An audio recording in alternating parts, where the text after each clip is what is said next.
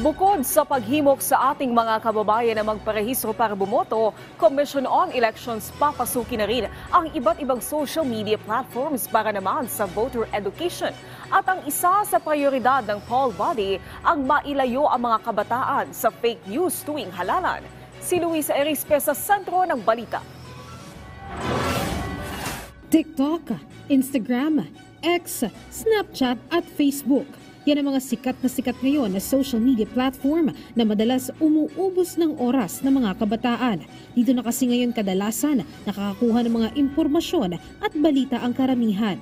Kaya naman, ang Commission on Elections papasok sa isang kasunduan sa mga technology companies para malabanan ang mga fake news tuwing eleksyon. Alam naman natin maraming scam, maraming fake news dito sa Facebook, Ngayon, meta na siya ngayon eh.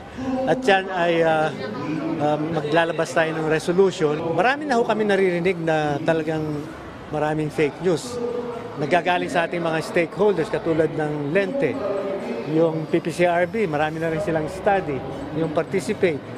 At yan ay binibigyan pansin ng ating komisyon. Sabi pa ng komisyon, mas pinalakas ito na kontra fake news. Bukod sa tech companies, kasama rin dito ang DICT para mabilis matunton ang mga nagkakalat ng fake news sa social media. Para mabawasan natin yung mga lumalaganap na kung ano-anong sari-saring mga mali-maling mga impormasyon na pinalalaganap dito sa Meta. Mas madali silang matutok, madali silang matrace kung sino-sino sila.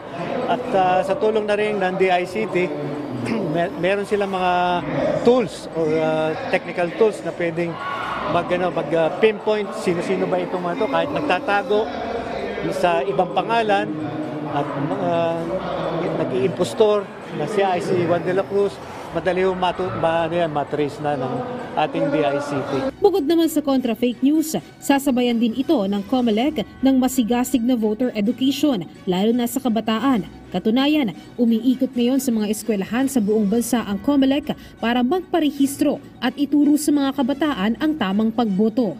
Sa bukid ng National High School sa Malaybalay City, kahapon, nasa 10,000 kabataan ang nakiisa sa voter education fair. Si Leia, kahit 17 anyos pa lang, nagparehistro na para anya sa susunod na taon. Sakto na 18 na siya ay makaboto na sa eleksyon. Pipiliin ko po yung nararapat talaga at yung may kakayahan na